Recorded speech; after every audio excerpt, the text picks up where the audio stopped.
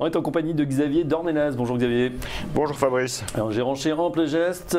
Xavier, on va vous poser cette question rituelle. On rentre dans le 4e trimestre. Alors que faire en bourse après une année quand même qui se passe bien. Le CAC 40 pratiquement revenu à son plus haut annuel à quelques encablures, 10% de gains depuis le début de l'année. Est-ce que ça peut durer? Quels sont les risques qui pèsent sur ces marchés? Tiens, on démarre quand même avec ce sentiment qu'on a eu en septembre qu'il y avait un retour de l'appétit pour le risque de la part des investisseurs. Alors c'est clair parce que d'abord les investisseurs n'ont pas le choix, donc ils sont obligés d'aller prendre du risque, donc à action ou au rendement. L'autre point, je crois, le point le plus important, c'est que les bull markets ne meurent pas de leur grand âge, les bull markets meurent d'un retournement de cycle économique. Or aujourd'hui on voit qu'on est dans un cycle économique qui reprend, qui se confirme, qui accélère. Je vous rappelle qu'il n'y a pas si longtemps la BCE a revu en hausse ses perspectives de croissance pour être au-dessus du consensus des économistes, ce qui est assez notable. L'inflation redémarre progressivement, l'Allemagne est déjà à 1,80, la zone euro est à 1,50.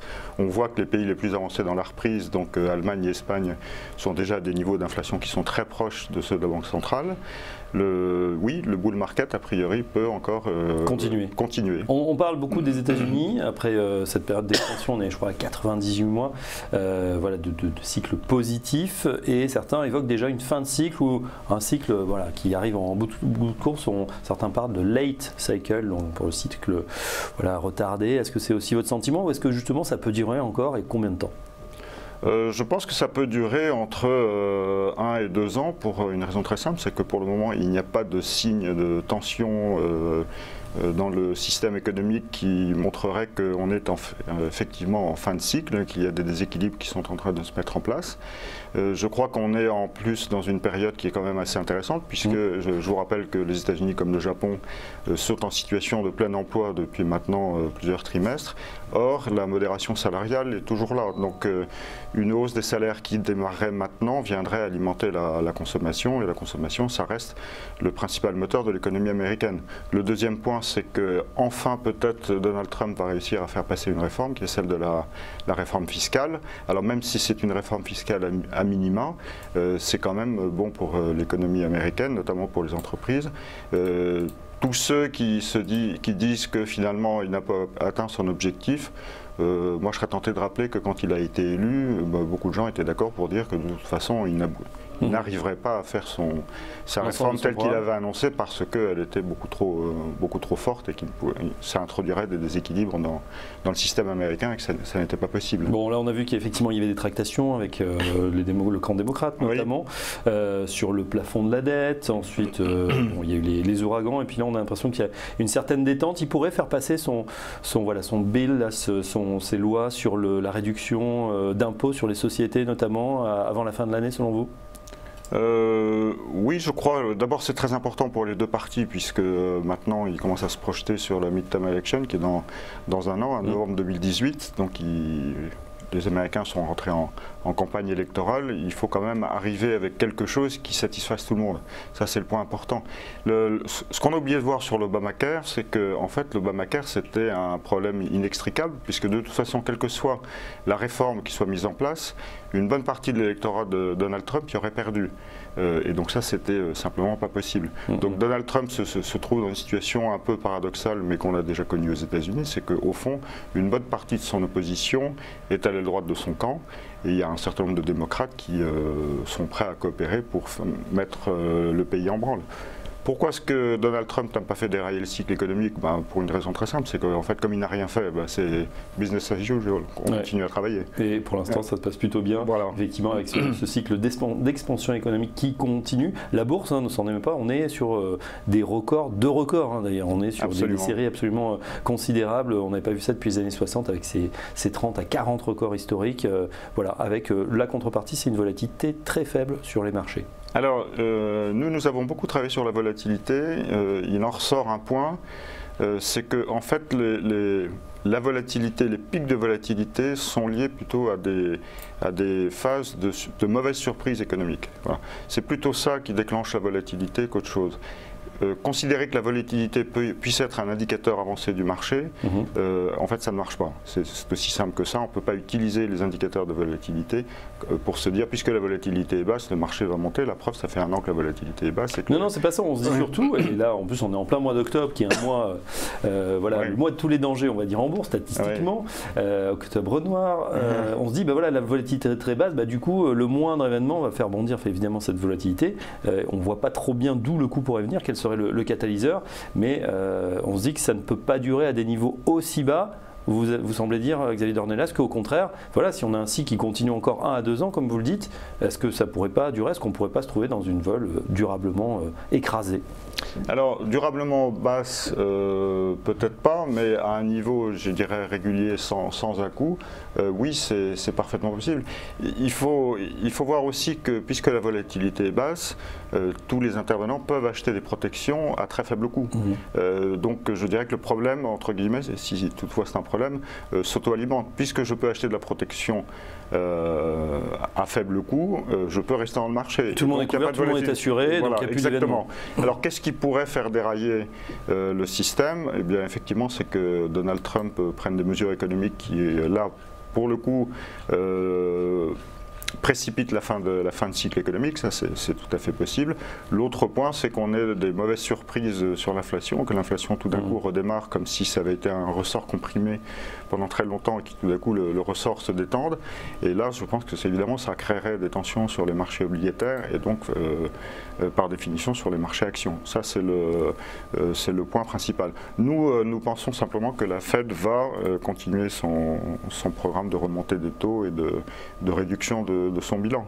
Mario Draghi, il est dans une situation entre guillemets assez confortable puisque l'économie est repartie plus fort que prévu et il se trouve devant une situation de marché qui est un peu particulière, c'est qu'il n'y a pas assez de papier à acheter, donc il peut réduire son programme d'achat sans forcément avoir d'impact très violent sur les marchés.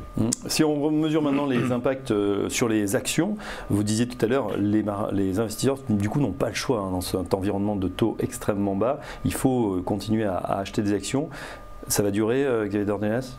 Alors ça va durer, c'est une très bonne question. Je crois qu'il y a un point auquel il faut faire attention, c'est qu'il y a un certain nombre d'investisseurs qui sont dans les marchés actions par défaut ou par obligation, mais qui ne sont pas des investisseurs naturels en actions. Donc ça, je dirais, c'est la main faible du marché. Après, est-ce qu'il faut rester sur les actions? Je dirais que le calcul est assez simple. Si vous achetez du Bund à 0,45 ou 0,46 et que vous avez une inflation qui... Mettons qu'elle se stabilise à un chiffre très faible, à 1%, vous ne récupérez pas votre capital. Or, le principe des obligations dans le passé, c'est que grosso modo, au moins on était protégé contre l'inflation.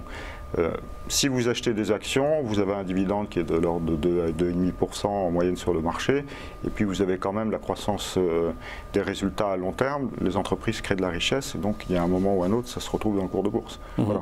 Vous nous avez dit que vous regardiez attentivement ce qui se passait sur la volatilité, j'imagine que vous regardez également ce qui se passe sur les valorisation, notamment en zone euro, puisque voilà, ça semble être le place to be. Là, il faut investir ce marché européen, même les grands investisseurs vont sur ce marché qui n'est en relatif pas si cher par rapport au marché US. Vous en pensez quoi aujourd'hui? Est-ce qu'on est cher ou est-ce que ça reste encore achetable? Pour nous, le marché reste achetable. Finalement, avec la correction qu'on a connue cet été suite aux histoires de la Corée du Nord, finalement, qu'est-ce qui s'est passé? La croissance des résultats s'est poursuivie, alors peut-être pas au même rythme qu'au redémarrage du cycle, mais ça c'est normal, c'est dans l'ordre des choses. Et donc le marché, il a subi une compression de multiples. Donc le marché aujourd'hui, il est remonté un peu, mais il est grosso modo au même prix qu'il y a 3 mois. Pour nous, le marché reste achetable puisqu'on est toujours dans une séquence de croissance des bénéfices. Il y a un certain nombre de secteurs qui sont des secteurs avec beaucoup d'inertie par rapport au cycle économique qui ne font que reprendre. Alors justement, on va finir par ça, quels sont les secteurs à surpondérer, comme on dit dans le jargon, ou ceux au contraire à éviter pour cette fin d'année, les quelques mois à venir? Alors, en fait, c'est assez simple, c'est que finalement, nous, dans notre scénario, c'est une reprise de l'inflation, probablement plus forte que ce qu'attendent les marchés. Donc, il faut éviter les secteurs qui sont sensibles à la hausse d'intérêt, donc les secteurs défensifs classiques, autoroutes, services publics et ainsi de suite. Par contre, ce que nous regardons, c'est toutes les entreprises qui sont liées à la reprise du cycle économique, que ce soit des valeurs de croissance traditionnelles ou que ce soit des valeurs beaucoup plus cycliques. À partir du moment où on est dans un scénario de reprise de l'inflation, alors vous savez que c'est un thème qui est cher à Amplégest, mais toutes les valeurs qui ont une capacité à fixer leur prix sont celles qui protègent le mieux en cas de reprise de l'inflation. Et puis enfin, d'un point de vue strictement tactique, puisque le secteur a quand même des problèmes de perspective à long terme, mais d'un point de vue tactique, pour un portefeuille action, pour se protéger contre la hausse des taux, investir dans les banques, c'est pas complètement idiot. Et grâce à, pas complètement idiot, pardon, et grâce à nos amis catalans, il y a eu une correction sur le marché qui a été un peu violente et qui n'est pas en lien avec les fondamentaux du secteur. Ouais, le marché qui semblait mais c'est purement tactique. Voilà. Ouais, le marché qui semblait presque complètement immunisé, hein, et puis finalement qui a quand même réagi hier. On a vu cette baisse de l'IBEX assez sensible. Donc du coup, tactiquement, c'est-à-dire de manière opportuniste, là, on peut se dire, oui, tiens, les banques... mais c'est pas un cœur de portefeuille, encore une fois. C'est pas un cœur de portefeuille, c'est un secteur quand même.